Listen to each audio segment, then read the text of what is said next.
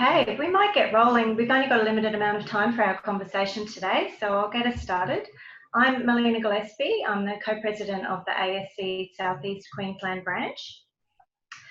Firstly, since I'm joining you all today from Brisbane, I'd like to recognise the country north and south of the Brisbane River as the home of both the Turrbal and the Jagera nations, and pay deep respects to all elders past, present and emerging.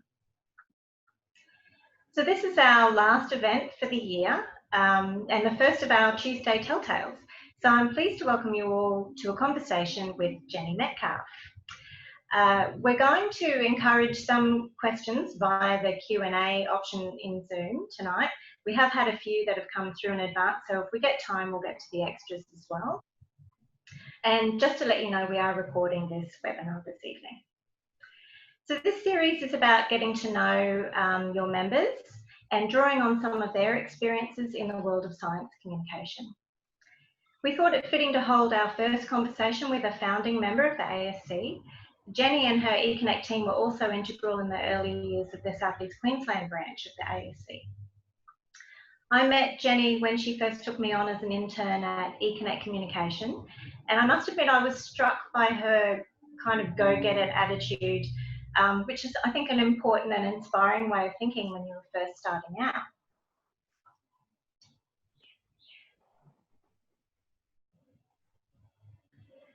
So whether you've been in science communication for decades or you're just beginning to get interested in what science communication means to you in your career, we hope that you gain some insight from Jenni's experiences tonight in our short conversation.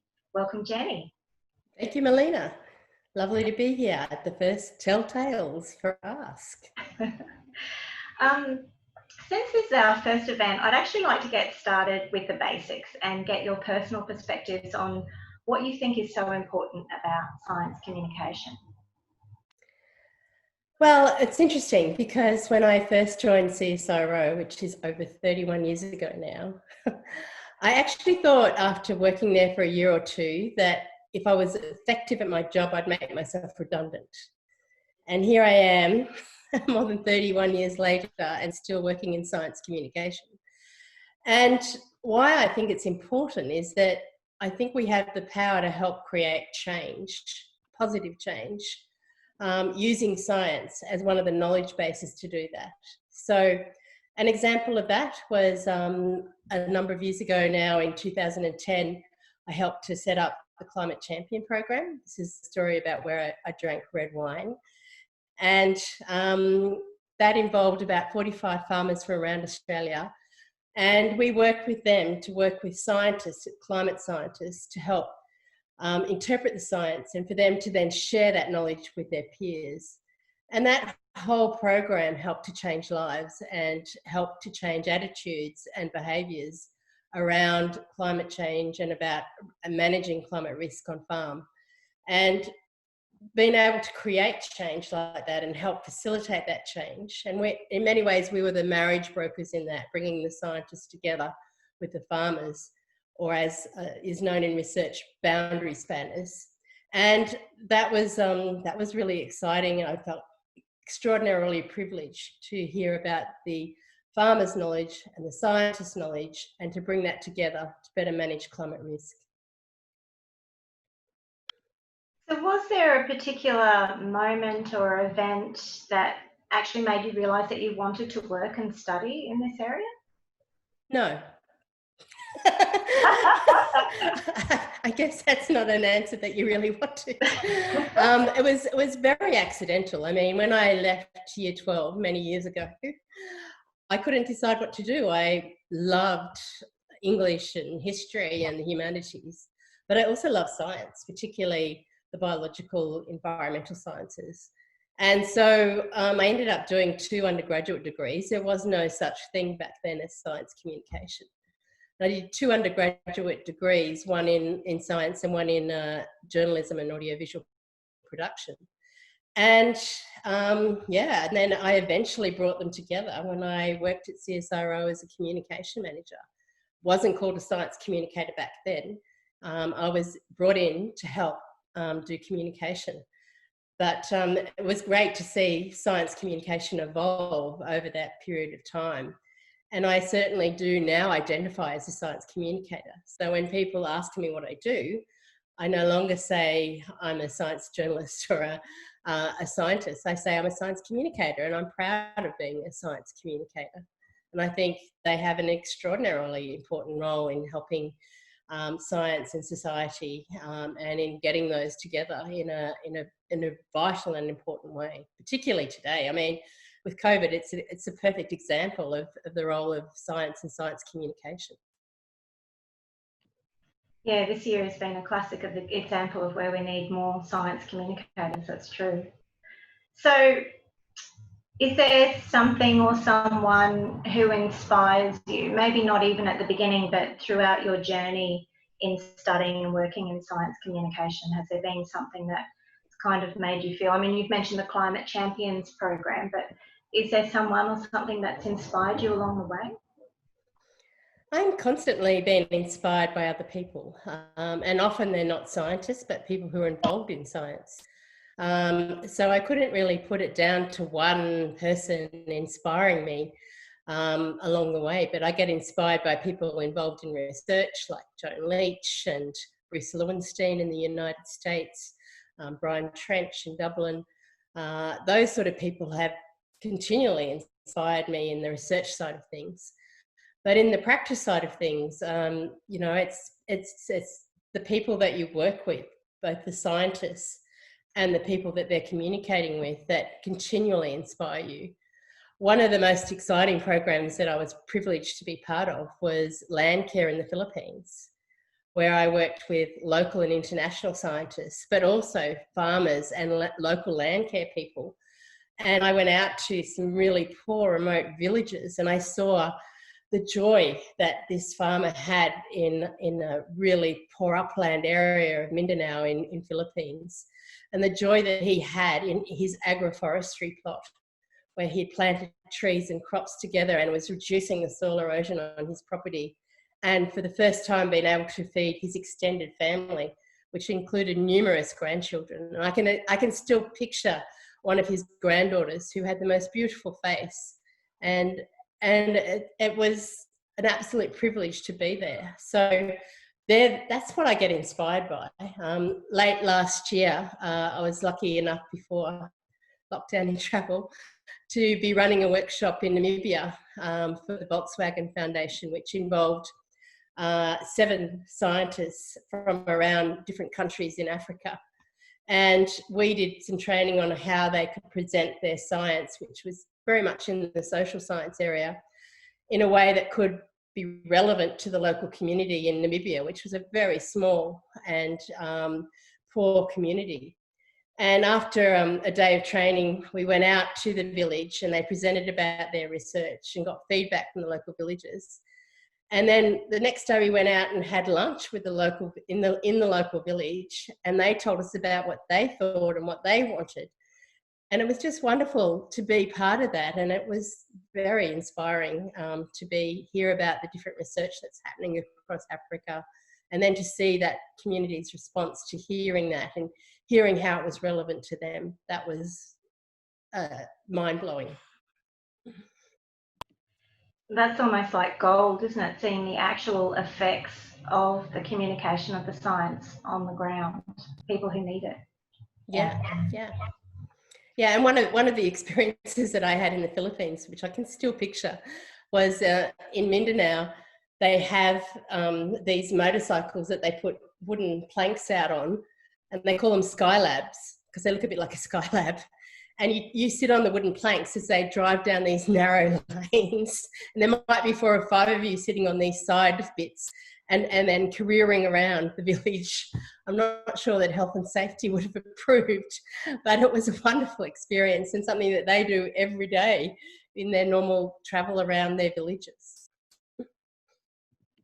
So we've probably already touched on this, but I'm sure you've got a plethora of examples that you could choose from. I'm thinking about a few of your favourite SciComm experiences, or maybe not even favourite, maybe your worst. Maybe a couple of your favourites and a couple of your worst. Well, I mean, at heart, I am still a journalist in many ways, and I was lucky enough almost exactly 20 years ago, to go with an expedition from James Cook University up to the mountaintops of Hinchinbrook Island off the coast of Cardwell, which is sort of in between Townsville and Cairns. And so there were a group of different scientists. There were botanists, there were small animal people, there were people who were into bats and people that were into frogs. And we managed, we had to be helicoptered in to these mountaintops. They'd never been surveyed for their flora and fauna. And I went along as a journalist, doing science communication for them, but actually using satellite phones to do radio interviews from the mountaintops of these islands. And it wasn't long before Christmas, the year 2000 or Y2K. And we had torrential rain. And we were camping on these mountaintops. And I went out frogging one night and got a leech in my eye. And then over the course of the 10 days I was with these scientists, I managed to get 3 leeches in the eye. And the trouble with that is that you can't pull them out because they'll just go behind your eyeball.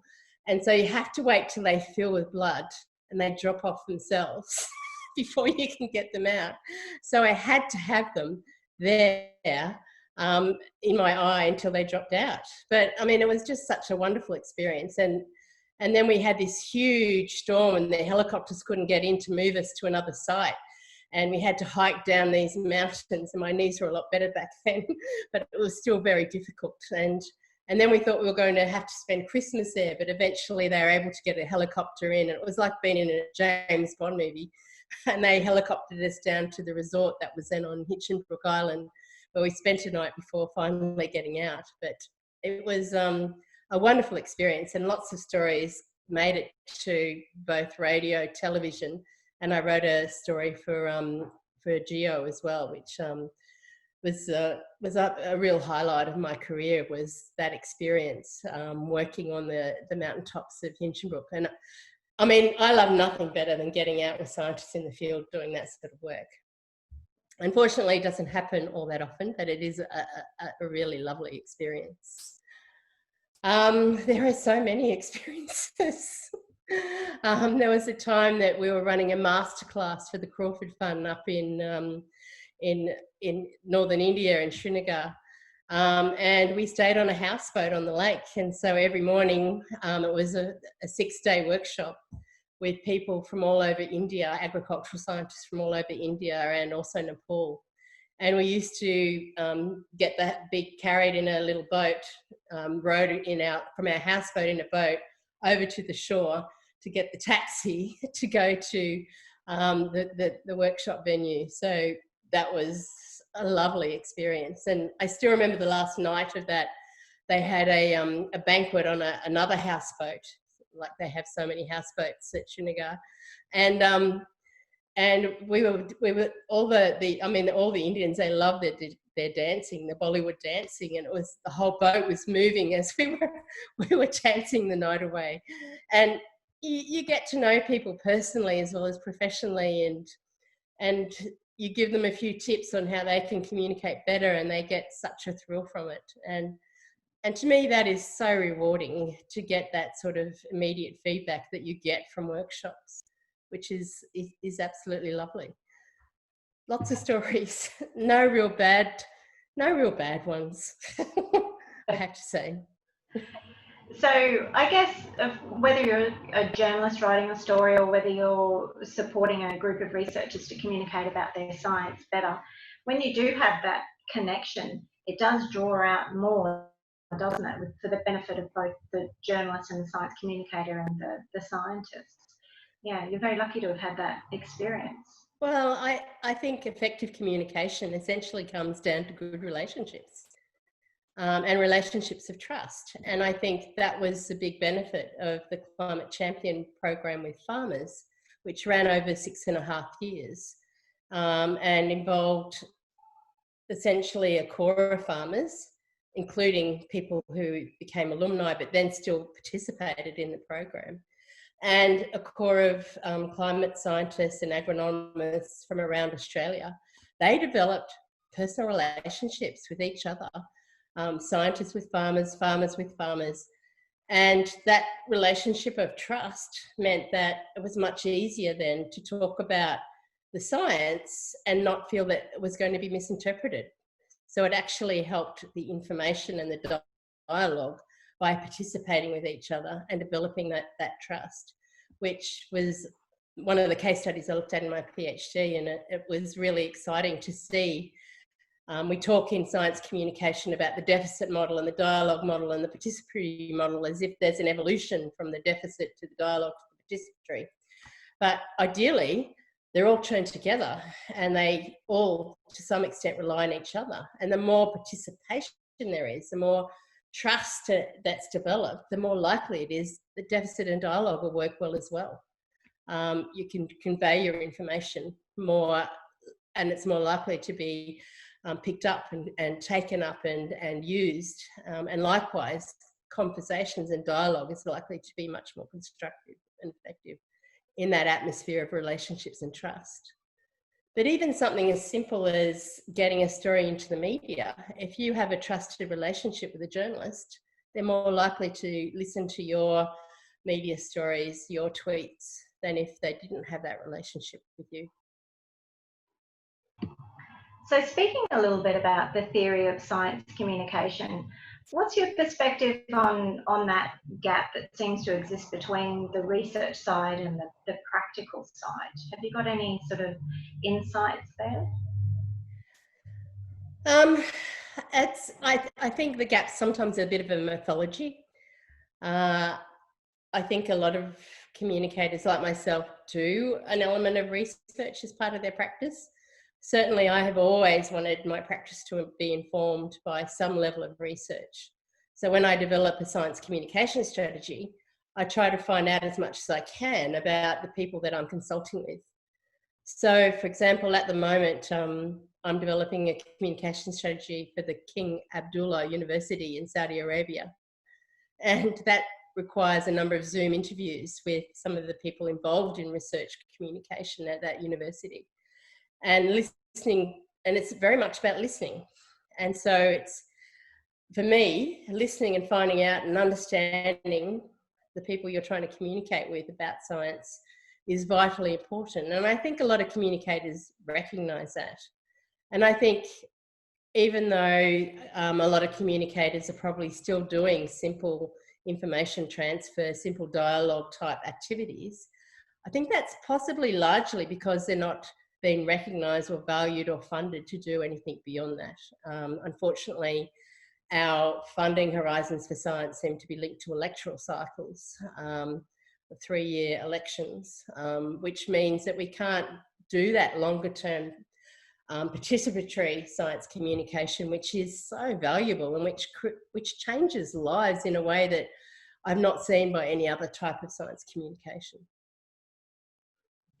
Perhaps this year will sort of create a bit more trust and a bit more sort of interest in science, such that science communicators, etc., sort of become more valued. Yeah, I mean, certainly when I've talked to science communicators around the country and internationally, practitioners, there's a will to do more than they're doing, but they often don't have the resources or the institutional support to do that step further. And I think we need to do more about getting that support so that science communication can continue to play that vital and really important role in helping develop relationships, being the boundary spanner, being the people that help motivate that trust. I mean, in the Climate Champion program, I had the lovely Sarah Cole working with me, and every day she would be talking to scientists and to the farmers, helping them to get together to resolve their problems. So it was a constant and ongoing relationship, helping facilitation, building, and support that the role that she played, and was very important for the success of that project. And it was very successful, that project. I've got one final formal question, but before I do, just want to remind people that if they do have their own questions, to put them into the Q&A section of the Zoom, not the chat, and we'll hopefully, if we have time, we'll get to them. So yeah, for my final question, what advice would you give to those who are just entering the area of science communication or thinking about how they could get more involved in communicating about science? Well, I'd say it's a wonderful ride. No 2 days are ever the same. There are lots of challenges, but you meet amazing people, scientists, and the people that scientists are involved in. Yeah, I would say, you know, it is a fabulous career to have. It's not one I expected to have. It's not one I planned to have. But I can certainly look back and feel like I have lived a very lucky and privileged life, and a lot of that is because of my career as a science communicator.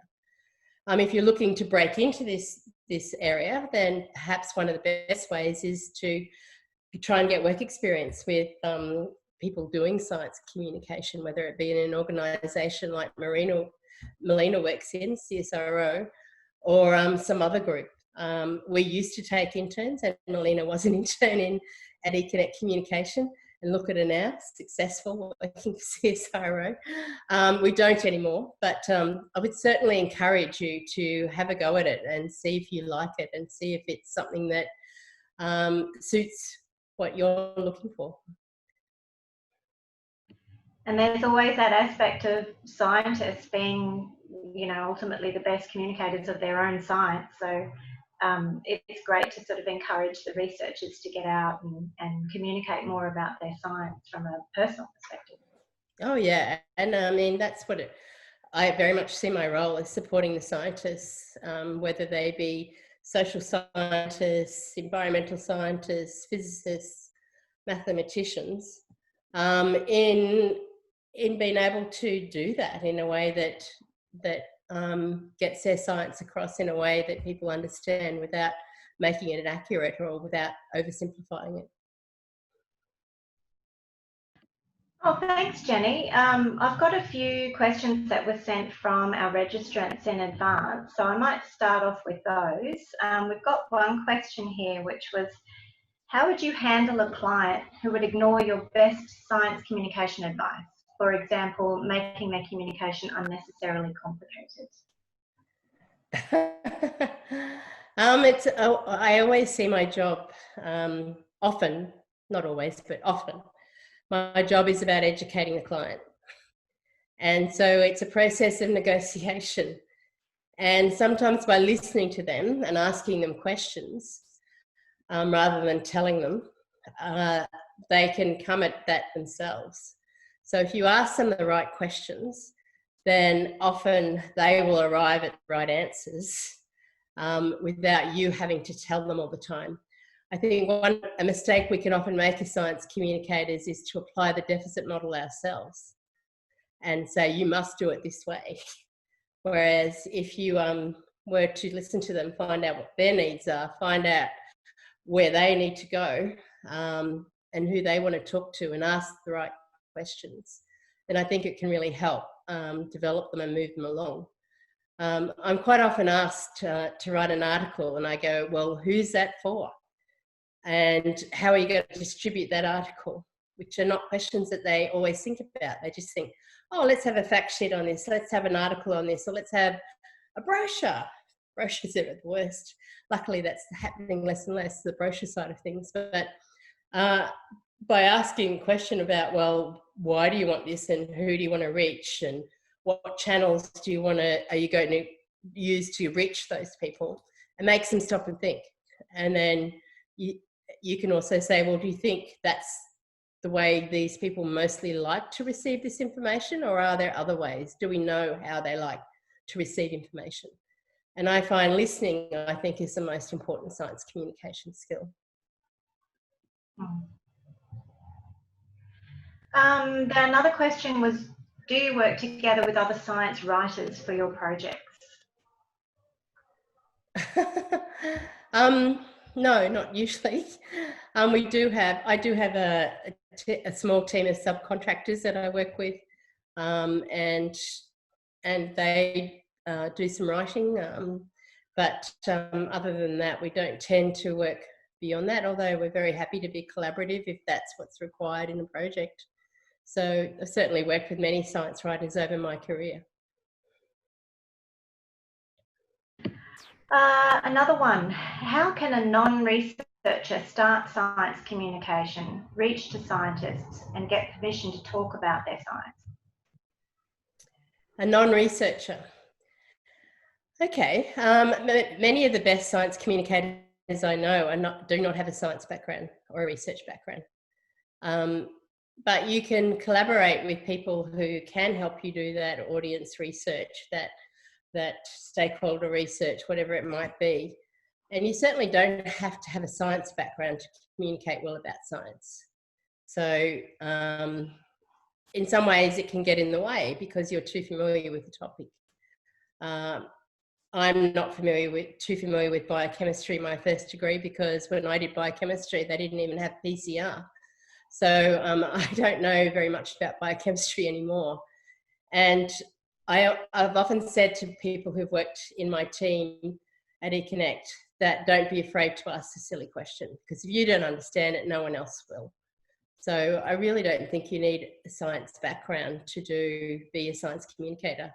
And in terms of researching and having research inform your practice, find people who are doing that research, find out what existing research is out there, and see if that can apply to what you're doing in your practice. That's definitely good advice. There's no silly questions. Speaking of questions, we do have another one here, which came in through the Q&A, which was, what was it that you did your PhD research in? It's a nice segue to another question, so I thought I'd put that one in first. Yeah, so most people do their PhD research in the early stages of their career.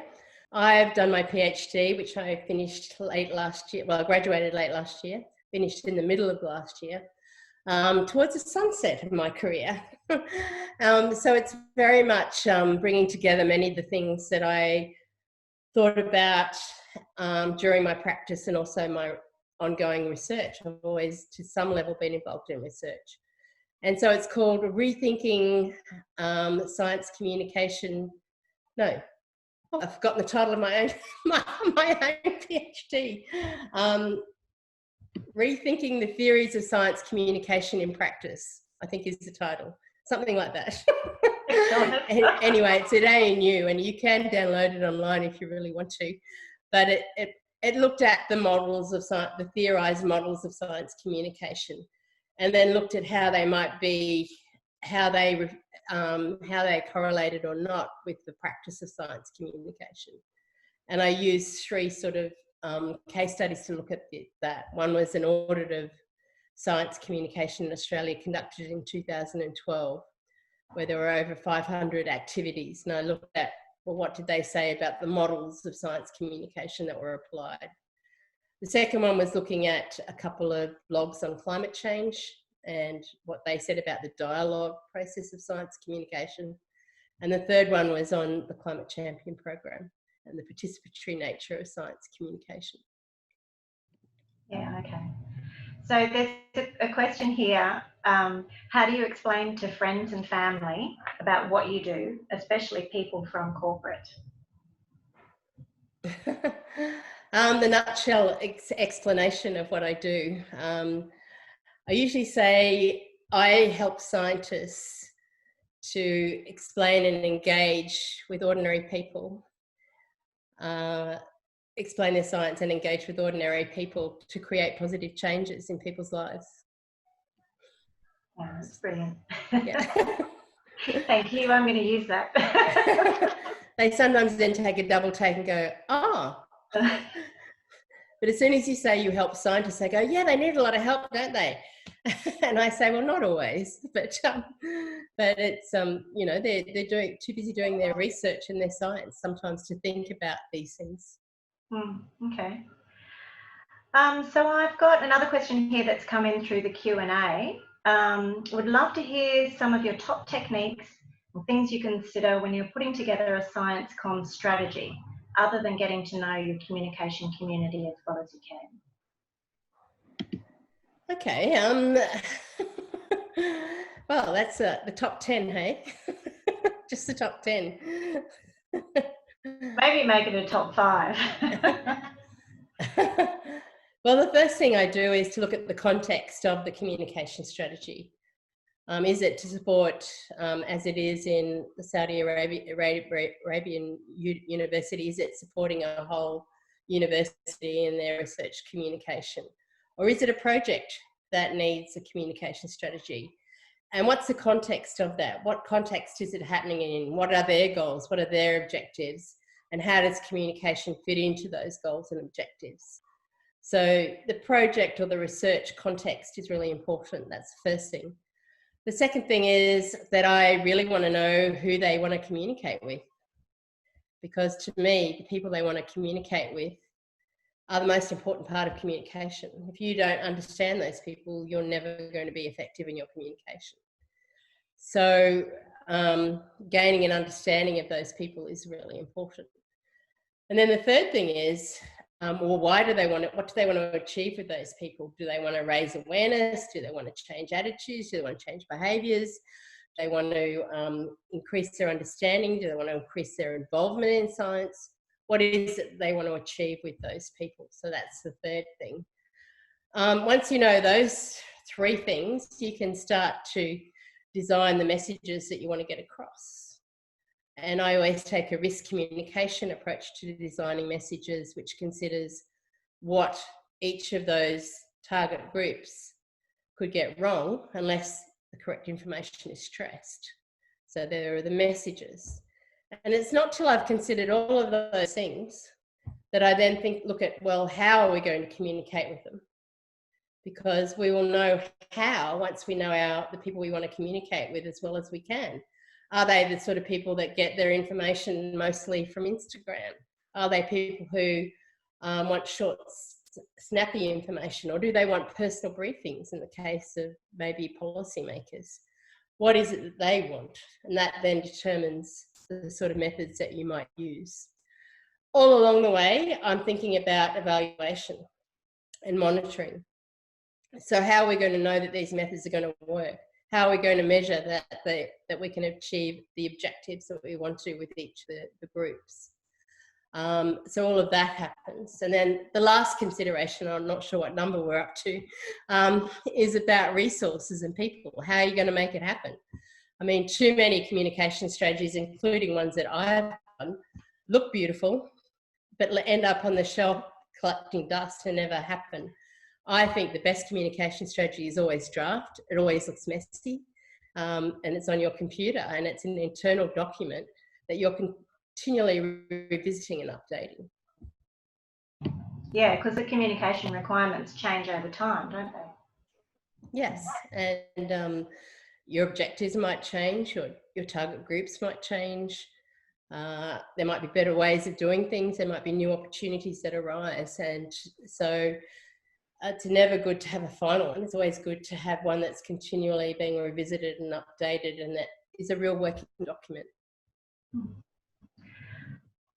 I've got an interesting question here. In working in developing countries, this is Kathy. I thought you had a tremendous appreciation of cultural complexities. Do you think that sort of sensitivity is something you can be taught or you have to learn on the job?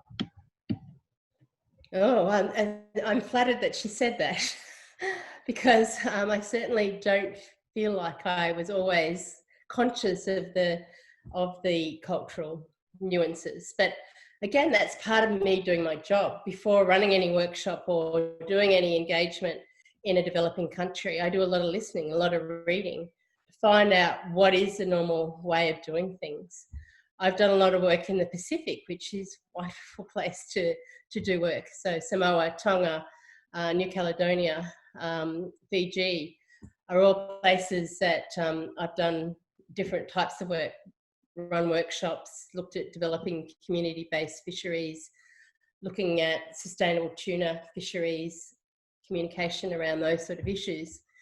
And part of their culture is from the missionaries in that they're very religious. And so one of the most moving moments I had was running a workshop in Tonga where on our last morning, and we were looking at community-based coastal fisheries. On the last morning, they all decided to sing their opening prayer to the meeting. And it brought tears to my eyes because their singing and harmonising was just so beautiful. And being able to respect that and respect their beliefs and values, I think is enormously important. And I'm always learning. I mean, I think that's one of the great things about being a science communicator. I'm always learning, and I make mistakes and I learn from those mistakes, but it's about respecting different cultures and different ways of doing things, which might be very different from your own beliefs and values. That's great, Jenni, thank you. Another question here, you've been a member of the PCST committee. What's the value in that? What's the value? Lots of long nights and late nights. Yes, I'm currently chair of the PCST 2020, which was meant to happen in May and has now been deferred until May next year, and it probably won't be face-to-face. But prior to that, I was chair of the New Zealand PCST conference in Dunedin. The value of that is giving back to your own community, and the network of international friends that I have gained through attending and participating in PCST conferences over the years. I mean, I've attended every conference since 1994, and they happen every 2 years. So that's part of my cultural development, is that I've met people from all over the world, from Brazil, from Mexico, from, you know, Saudi Arabia, from Israel, from Africa, South Africa, from Nigeria, from everywhere, Russia. And these people have become my friends as well as my colleagues over the years. And that's been a wonderful experience for me, that network. And I have learned a lot from those people in terms of research and practice, and continue to do so. So it's a very privileged position to be part of the committee, but also to be able to attend those conferences every 2 years. And for those who are unfamiliar, what's PCST? It's a public communication of science and technology network. Yeah. And I suppose, getting back to one of those questions about people just starting to get into science communication, that networking and that professional development can be a really important part of developing your career. So would you encourage people to get involved in the ASC, for instance, or PCST or SCANS and various other sort of more local groups even? I think the Australian Science Communication is a fabulous organisation, and I was involved in helping to found that organisation. And it emerged in many ways. Tos Gascoigne's just published a book on the history of science communication in 39 different countries across the world, and it includes a chapter from him and myself on Australia. And Australian science communicators emerged very much from my first involvement with the PCST network. I was on the CSIRO Overseas Study Award, mostly in the States, studying risk communication, where I met Professor Bruce Lowenstein at Cornell University, and he said, "Oh, you should come to the conference in Montreal next year in Canada." And so Tos and I actually did a bit of this is in the days of fax, before emails and internet and everything else. And there's probably quite a few listeners who've never even seen a fax machine. And so we faxed or saw people all around Australia to find out what was happening in science communication around Australia. And that sort of started that whole journey into science communication, and ASK was very much born of that, because the more we talked to people, the more they said, well, what is this PCST? And why don't we have an association in Australia? And there'd been various attempts. And I think because it was sort of on the cusp of the internet, that it actually managed to get a real hold and really happen. So it was exciting to be involved in that. And I do feel a sort of maternal attachment to the Australian science communicators. So we've got another question here, which is a lot of researchers get involved in science communication during their PhD or their study, but then lose some of the institutional support for this when they graduate. What are some of the ways to continue doing this kind of work? Well, I understand that, and I think in many ways you have to go out and just, if you're a postdoc, and see what's available to help you. I mean, most universities have some communication support. Most research organisations have some communication support. Seek it out. Find out where that support is to help you. And more, there's a recognition that that support needs to continue. I mean, it was non-existent when I first started in science communication, and it's certainly increased that support for PhD students, for postdocs, and for researchers in doing communication. So see what's there. You might be surprised. I mean, it can be variable, but let's see what's there. We've got one final question on the Q&A, which I think we've got time for, which is kind of like a where to from here. Given you've trained so many interns and worked with so many different people around the world, what do you think your impact and legacy is? I don't know. I've had a great time. And I feel very lucky and privileged to have done so. I don't know. I still support a young woman in land care in the Philippines who's gone from being a land care facilitator, walking long miles to visit farmers in the southern side of Mindanao in the Philippines, and she's now gone on and done a PhD and now is a postdoc. And I feel very, very attached to her, and she's almost like the daughter I never had. So certainly I think she symbolises the sort of changes that I hope that I've helped to create for the good in people's lives. And it's always a buzz when people who've been to my workshops see me after 10 years and say they still use some of the tips we gave them. That's been a wonderful, I feel really lucky and I feel rewarded to hear that. And just recently I reconnected with some of the climate champion farmers who told me that it had changed their lives and changed the lives of the people around them. And to me, that's the biggest reward I could ever get. I think that's a really nice way to finish off our conversation today. Thank you so much, Jenni, for joining us and sharing your experiences. And thanks to everyone else for joining us this afternoon. That includes our Queensland cohort, our interstate friends, and even our international listeners, of which I think there are a couple. And we hope that you enjoyed our Tuesday Telltales, the first. Big thanks to the South East Queensland ASC committee as well for getting this event organised. Keep an eye on our Facebook page and the ASC email alerts to find out about our second one, which will be held early in 2021. We hope to have Jenni interviewing Tara Robertson, who is my fellow co-president of the South East Queensland branch, so stay tuned. Enjoy your evening, everybody, your Tuesday evening, and thanks again, Jenni, and bye for now. Thanks, Melina. Thanks, everyone.